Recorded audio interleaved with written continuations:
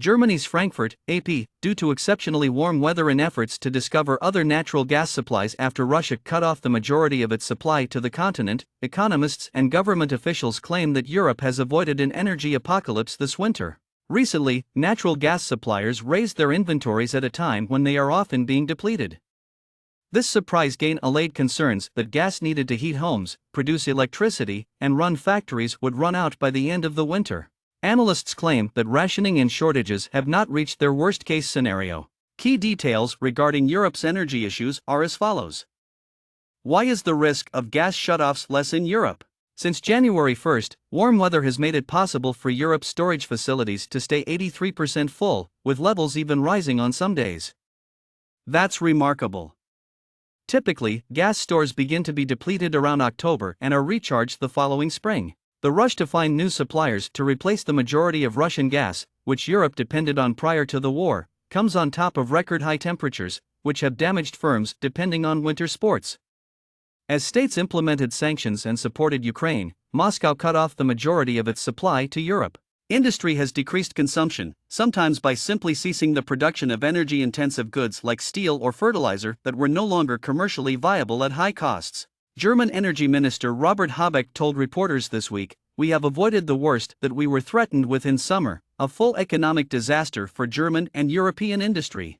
The energy crisis per se is not ended, but the height of the emergency has been avoided, according to Simone Tagliapietra, an energy policy expert at the Bruegel think tank in Brussels. How will this affect utility bills? Consumers may avoid further extreme price spikes, but bills will stay higher than usual because gas prices are still far above where they were in early 2021. That has been crucial for small enterprises that consume a lot of energy, like the 25 Café Ernst bakeries owned by Andreas Schmidt in the area surrounding Frankfurt. Schmidt, who serves as vice chairman of the Bakers Guild in the Hesse region in southwestern Germany, claimed that the price limitations had helped calm down the worst expectations from this summer. He would have to pay an additional €800,000, $858,120, in gas and electric charges to power his ovens and illuminate his stores in 2023 at the time of the energy price high in August. He now anticipates a €300,000 increase. Schmidt responded, "That's not nice, but it's manageable."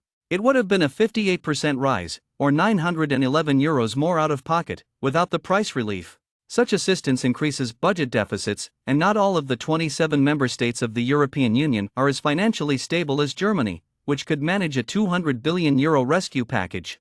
Agata Laskotstrakota, senior fellow at the Center for Eastern Studies in Warsaw, expressed her concern that it was not sustainable. Additionally, member state disparities in the amount of public financing that can be provided over a longer period of time. And these variations might intensify political divisions across Europe. Why did Putin's energy war against Europe not succeed? Putin has significantly less influence over Europe now that Europe has successfully filled its storehouse, according to analysts and politicians. Tagliapietra stated, "I believe this supply is an indication of weakness. Russia is a key exporter and there are low oil prices globally, so they need the cash."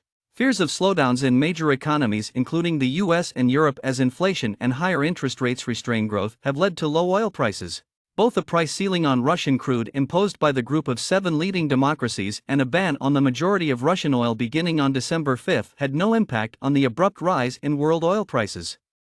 By prohibiting insurers, many of which are based in Europe or the United Kingdom, from handling Russian oil sold beyond the quota, the $60 per barrel price cap is enforced. Despite the fact that oil prices have declined from recent highs of $120 per barrel, things could yet change. Oil products like diesel may become more expensive in Europe once a ban on Russian imports goes into effect on February 5. What is left to fail? Europe is susceptible to unanticipated occurrences like an accident or technical issue at a significant pipeline or LNG export terminal, severe weather, or low levels of wind or hydroelectric power. Energy analysts are keeping an eye on China's energy demand, as fuel consumption fell during the country's zero-COVID program, which severely restricted transportation to stop the virus from spreading. The demand for shiploads of liquefied gas may increase later this year once a COVID-19 wave passes because China has lifted restrictions. The International Energy Agency has cautioned Europe against overconfidence, stating that a scenario in which China's demand recovers and Russia cuts off its remaining supplies might leave Europe gas short for the upcoming winter.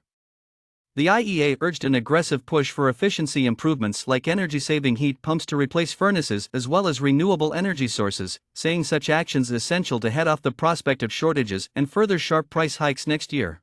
Putin may still have energy cards to play given that Russia is a significant oil supplier and still sends some gas to Europe, according to Laskat Strakota from the Center for Eastern Studies, despite the fact that his response to the oil price cap was subdued.